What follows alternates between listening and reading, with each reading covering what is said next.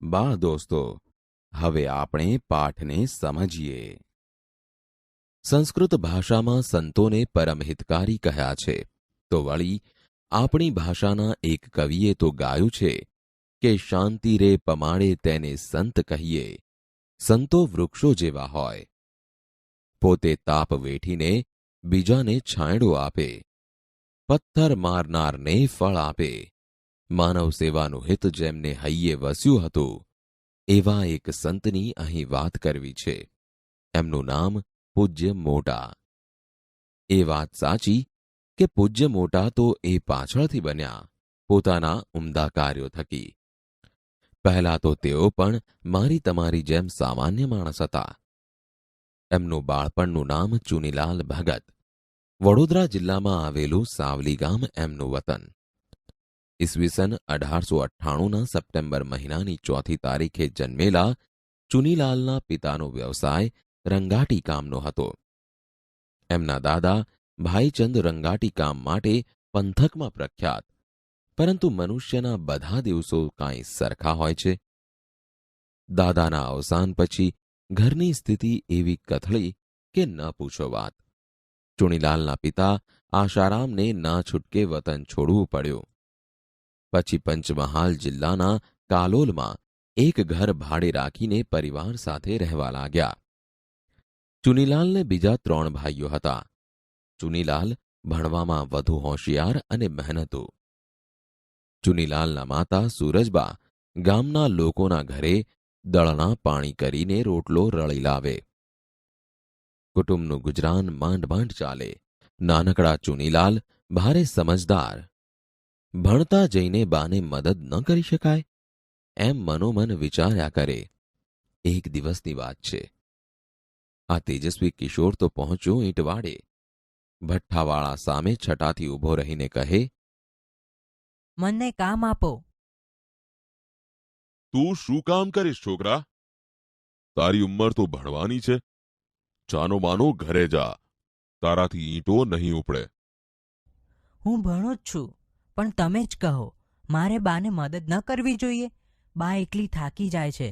તમે મને ઢીલો ન ગણશો. મારું કામ જોયા પછી કહેજો. આમ ઈંટવાડે ઈંટો ઉપાડવાનું કામ તેણે કરવા માંડ્યું. કોઈ વાર કડિયા કામે પણ જતો. અરે, કપાસના કાલા વીણવાથી માંડીને ખેતરમાં ડાંગર રોપવાનું કામ પણ તેણે હોંશે હોંશે કર્યું. બાળપણથી જ બીજાને મદદ કરવાની તેની ભાવના. પરિવારમાં પણ સૌની ચિંતા કરવાની એની ટેવને કારણે ચુનીલાલ સદગુણી બન્યો. એ જેવો મહેનતુ એવો જ ચીવટવાળો. જે કામ હાથમાં લે એમાં પોતાનો જીવ રેડી દે. એથી ચુનીલાલનું કામ દીપી ઉઠે. બીજી એક ખૂબી પણ ખરી. ક્યાંય પણ એ જાય કોઈને ભારે ન પડે. બીજાને મદદ કરવા એ હરપળે તત્પર. ચુનીલાલ મહેનત કરતો ગયો અને ભણતો ગયો. 4 ધોરણ સુધી એ કાલોલમાં ભણ્યો, પરંતુ આગળ ભણવા ક્યાં જવું? છેવટે એ ગોધરા ગયો. ભણતા જઈને મહેનત કરવાની પોતાની ટેવને એ વળગી રહ્યો. એક વેપારીને ત્યાં કામે રહ્યો. ચુનીલાલનું કામ જોઈને વેપારી તો રાજીના રેડ થઈ ગયા. આવો કહ્યાગરો છોકરો તો એને મળે જ ક્યાંથી? પરંતુ ચુનીલાલને અહીં ન ગોઠ્યું, કારણ કે વેપારી પોતે જ તોલમાપમાં ઘાલમેલ કરતો હતો. એટલું જ નહીં, ચુનીલાલ પણ પોતાની જેમ વર્તે એવું ઈચ્છતો હતો. ચુનીલાલને આવું ક્યાંથી મંજૂર હોય? એ તો સતનો વેપારી બનવા માંગતો હતો. વેપારીની નોકરીને સ્વમાનભેર છોડીને એણે તો પેટલાદનો રસ્તો લીધો. પેટલાદમાં ચુનીલાલે આગળનો અભ્યાસ શરૂ કરી દીધો. એમના સદનસીબે અહીં પ્રભાબા નામના એક દયાળુ બહેનની મદદ પણ મળી. સદગુણી ચુનીલાલ પ્રભાબાના પરિવારમાં દૂધમાં સાકર ભળે એમ ભળી ગયા. ભણતા ભણતા પણ તેઓ પ્રભાબાના ઘરના નાના મોટા કામોમાં મદદરૂપ થતા. નસીબને આડેનું પાંદડું ખસવા લાગ્યું હોય એમ અહીં ચુનીલાલને શિક્ષકો અને આચાર્યની મદદ પણ મળવા લાગી. વળી જાનકીદાસ જેવા સંતનું હુંફાળું સાનિધ્ય પણ એમને સાંપડ્યું. ઈસવીસન 1919માં ચુનીલાલે મેટ્રિકની પરીક્ષા સારા ગુણથી પાસ કરી. ગણિત, સંસ્કૃત અને માતૃભાષામાં તો વળી એમણે 70%થી વધારે ગુણ મેળવ્યા હતા. કોલેજનું શિક્ષણ મેળવવા ચુનીલાલ વડોદરા ગયા. વડોદરામાં રહેવાની વ્યવસ્થા તો જેમ તેમ કરીને થઈ શકી, પરંતુ જમવાનો પ્રશ્ન મોટો હતો. જમવા માટે તેઓ માંડવી વિસ્તારની વૈષ્ણવોની હવેલીએ ચાલતા જતા. આમ પાર વિનાના દુઃખો વેઠીને તેઓ બીએના છેલ્લા વર્ષમાં પહોંચ્યા. એ સમયગાળામાં જ મહાત્મા ગાંધીજીના નેતૃત્વ હેઠળ આઝાદી માટેનો સત્યાગ્રહ શરૂ થયો હતો. ચુનીલાલ પણ દેશ સેવા કરવા માંગતા હતા. આઝાદીના જંગમાં એમણે ઝંપલાવ્યો. પરંતુ તેમને શિરે કુટુંબની જવાબદારી હતી. પોતે સારું ભણી ગણી લે તો જ કુટુંબને ઉપયોગી થઈ શકે એમ હતા. તો સામે પક્ષે ભારત માતાનો પોકાર સાંભળીને જંગમાં કૂદી પડવાનો ઉમાળકો પણ ઉઠતો હતો. ચુનીલાલે મનોમંથન કર્યું. અંતે સ્વાર્થ સામે પરમાર્થ જીત્યો. ચુનીલાલ દેશ સેવામાં લાગી ગયા. જો કે કુટુંબને યથાશક્તિ મદદ કરવાનું તો એ ન જ ચૂક્યા. પછી તો ચુનીલાલ ગાંધીજીએ સ્થાપેલી ગુજરાત વિદ્યાપીઠમાં જોડાયા. નાના મોટા કામો કરીને તેઓ પોતાનો રહેવાનો જમવાનો ખર્ચ કાઢી લેતા. ઘણીવાર તો ચુનીલાલ ચણા મમરા ફાંકીને પણ ચલાવી લેતા. દેશ સેવા કરતા કરતા એમણે ભણવાનું ચાલુ રાખ્યું. એ વખતનું એમનું નોંધપાત્ર કામ તે હરિજન સેવાનું. ધીમે ધીમે એમનું મન ભક્તિ ભણી ઢળવા લાગ્યું. શરીરનું સ્વાસ્થ્ય પણ વારંવાર લથડવા લાગ્યું. માંદગીની સ્થિતિમાં તેઓ પ્રાર્થનામાં લીન થઈ જતા. ભગવાન મારી સાથે છે એવો ભાવ તેઓ સતત અનુભવતા. ધર્મ સાધનામાં લીન રહેતા ચુનીલાલ એ દિવસોમાં જ બાલ યોગીજી મહારાજના સંપર્કમાં આવ્યા. તેમણે ચુનીલાલને ઈસવીસન 1924માં વસંત પંચમીના દિવસે દીક્ષા આપી. હવેથી તેઓ પૂજ્ય મોટા બન્યા. બાલ યોગીજીની પ્રેરણાથી તેઓ મધ્યપ્રદેશના સાઈખેડા ગામે રહેતા ધૂણીવાળા દાદા કેશવાનંદજીના શરણે ગયા. ગુરુ કેશવાનંદજીએ એમને ઉપદેશ આપ્યો. એ પછી તો પૂજ્ય મોટાએ મનુષ્યના મનનો મેલ ધોઈને એને સંસ્કારિત કરવાનો જાણે ભેખ લીધો. પાણીમાં રહીને જે રીતે કમળ પોતાની સુગંધ ફેલાવે અને સરોવરની શોભા વધારે, એ રીતે પૂજ્ય મોટાએ પણ સંસારમાં રહીને માનવ જીવનને સુખી અને ઉન્નત બનાવવાનો ઉદ્યમ આદર્યો. સામાજિક અને આધ્યાત્મિક પ્રવૃત્તિઓ માટે એમણે નડિયાદમાં તેમજ સુરત પાસેના ગામ રાંદેરમાં હરિઓમ આશ્રમની સ્થાપના કરી. પૂજ્ય મોટાએ મૌનનો ભારે મહિમા કર્યો. વળી નામ સ્મરણ દ્વારા પ્રભુની ઉપાસના કરવા સૌને પ્રેરણા આપી. પૂજ્ય મોટાનું એક ઉમદા કાર્ય તો કદી નહીં ભૂલાય. બાળકો સારી રીતે ભણી શકે તે માટે એમણે પ્રાથમિક શાળાઓના અસંખ્ય ઓરડા બંધાવ્યા. 60-70 વર્ષ પહેલા સાચે જ એ બહુ મોટું અને ઉમદા કાર્ય ગણાય. એવી જ રીતે જ્ઞાનની પ્રવૃત્તિઓને વેગ મળે એ માટે પારિતોષિકો પુરસ્કારો પણ શરૂ કર્યા. જ્ઞાન ગંગોત્રી જેવા પ્રકાશનો પણ એમના દ્વારા જ થયા. સમાજનો ઉત્કર્ષ થાય, મનુષ્યમાં સાહસ, સહકાર, ત્યાગ અને ઔદાર્ય જેવા ગુણો વિકસે તે માટે પૂજ્ય મોટા સતત પ્રયત્નો કરતા રહ્યા. એમની મહાનતા તો જુઓ. પરોપકારના અસંખ્ય કાર્યો કરવા છતાં એમણે નામની ખેવના ન રાખી. એટલું જ નહીં, પોતાના દેહાવસાન પછી પણ પોતાનું સ્મારક ન બને એ માટે પણ પૂજ્ય મોટા સાવધાન રહ્યા. લોકોનું જીવન સુખમય બને તે દિશામાં તેઓ સતત કાર્યરત રહ્યા. દેહ એમને માટે સાચા અર્થમાં ધર્મ સાધના હતો. 23મી જુલાઈ 1976ના દિવસે મહીસાગરને કાંઠે ફાજલપુરમાં પૂજ્ય મોટાએ દેહ ત્યાગ કર્યો. તેઓ ભલે દેહથી આપણો સાથ છોડી ગયા, પરંતુ પોતાના ઉત્તમ વિચારો અને ઉમદા કાર્યોનો વારસો આપણા સૌ સારું મૂકતા ગયા. પોતાના પરોપકારના કાર્યો થકી મોટા બનેલા આ મહાપુરુષને હૃદયપૂર્વકના વંદન હજો. બાળ દોસ્તો, હવે આપણે પાઠનું શ્રવણ કરીએ.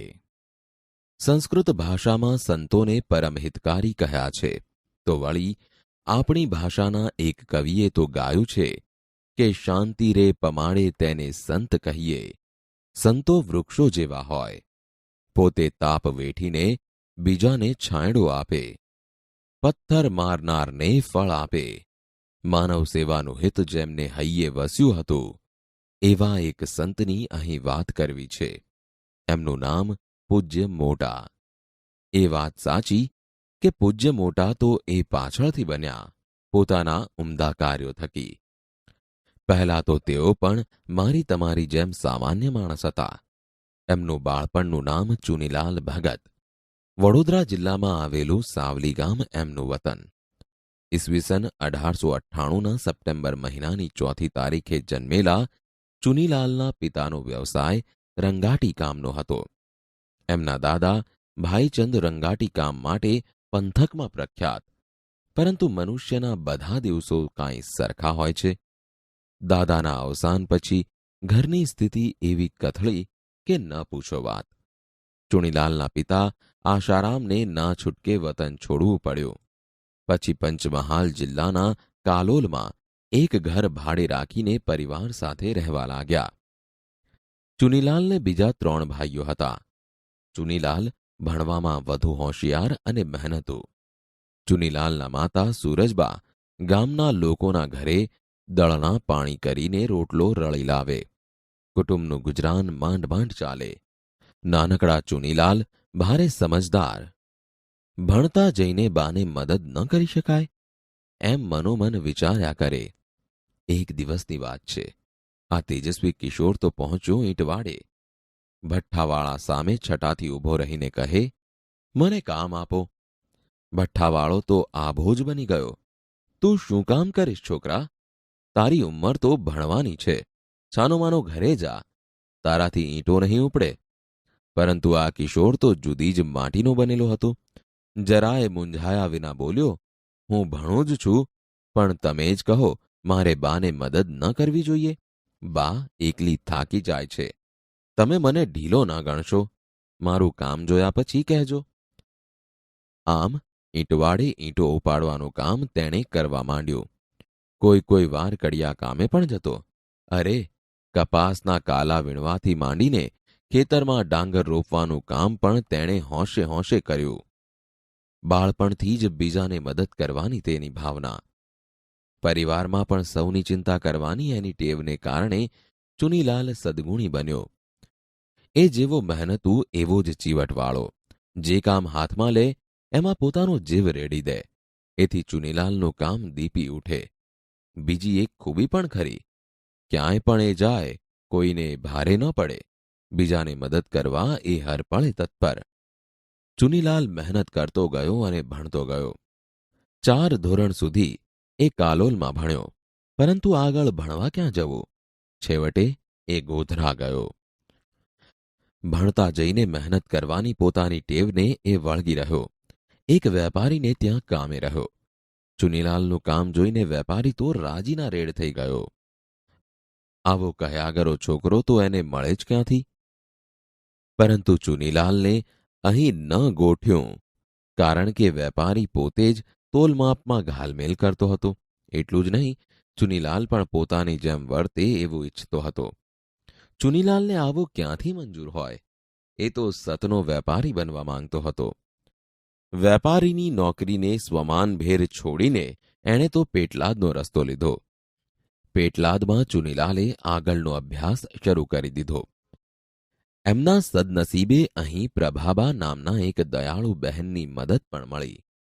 સદગુણી ચુનીલાલ પ્રભાબાના પરિવારમાં દૂધમાં સાકર ભળે એમ ભળી ગયા. ભણતા ભણતા પણ તેઓ પ્રભાબાના ઘરના નાના મોટા કામોમાં મદદરૂપ થતા. નસીબને આડેનું પાંદડું ખસવા લાગ્યું હોય એમ અહીં ચુનીલાલને શિક્ષકો અને આચાર્યની મદદ પણ મળવા લાગી. વળી જાનકીદાસ જેવા સંતનું હૂંફાળું સાનિધ્ય પણ એમને સાંપડ્યું. ઈસવીસન 1919માં ચુનીલાલે મેટ્રિકની પરીક્ષા સારા ગુણથી પાસ કરી. ગણિત, સંસ્કૃત અને માતૃભાષામાં તો વળી એમણે 70%થી વધારે ગુણ મેળવ્યા હતા. કોલેજનું શિક્ષણ મેળવવા ચુનીલાલ વડોદરા ગયા. વડોદરામાં રહેવાની વ્યવસ્થા તો જેમ તેમ કરીને થઈ શકી, પરંતુ જમવાનો પ્રશ્ન મોટો હતો. જમવા માટે તેઓ માંડવી વિસ્તારની વૈષ્ણવોની હવેલીએ ચાલતા જતા. આમ પાર વિનાના દુઃખો વેઠીને તેઓ બીએના છેલ્લા વર્ષમાં પહોંચ્યા. એ સમયગાળામાં જ મહાત્મા ગાંધીજીના નેતૃત્વ હેઠળ આઝાદી માટેનો સત્યાગ્રહ શરૂ થયો હતો. ચુનીલાલ પણ દેશ સેવા કરવા માંગતા હતા. આઝાદીના જંગમાં એમણે ઝંપલાવ્યો, પરંતુ તેમને શિરે કુટુંબની જવાબદારી હતી. પોતે સારું ભણી ગણી લે તો જ કુટુંબને ઉપયોગી થઈ શકે એમ હતા. તો સામે પક્ષે ભારત માતાનો પોકાર સાંભળીને જંગમાં કૂદી પડવાનો ઉમળકો પણ ઉઠતો હતો. ચુનીલાલે મનોમંથન કર્યું. અંતે સ્વાર્થ સામે પરમાર્થ જીત્યો. ચુનીલાલ દેશ સેવામાં લાગી ગયા.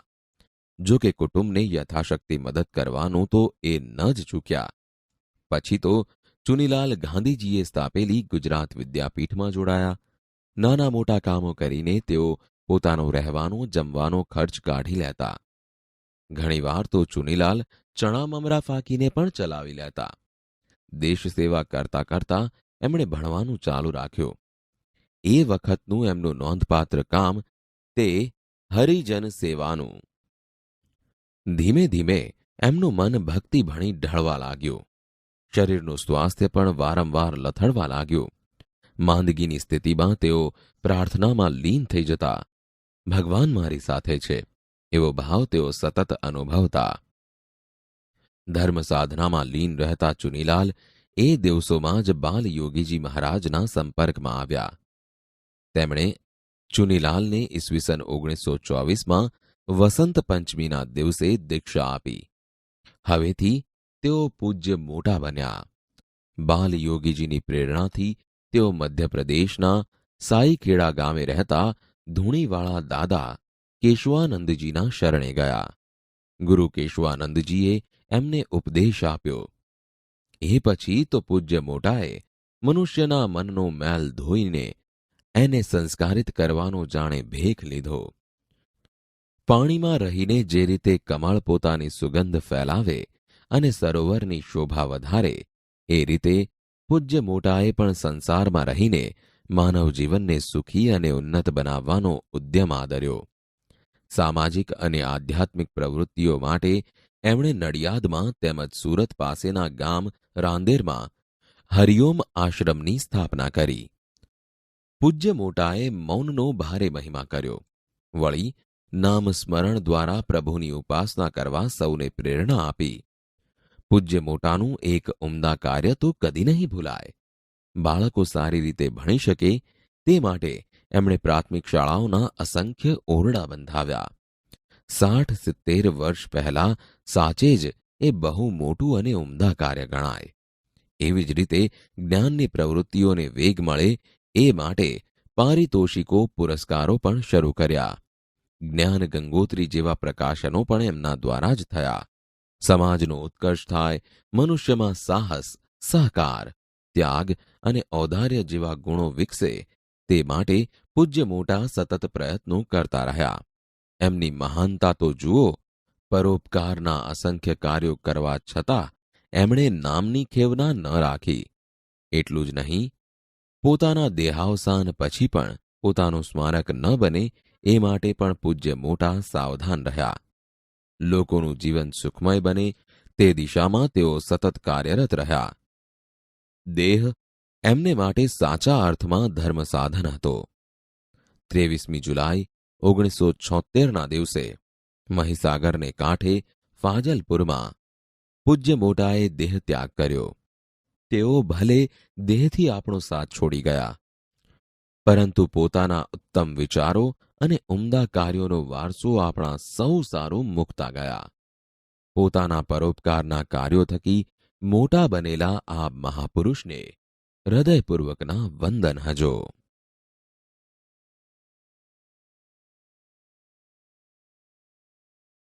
પાઠ 4 પૂજ્ય મોટા.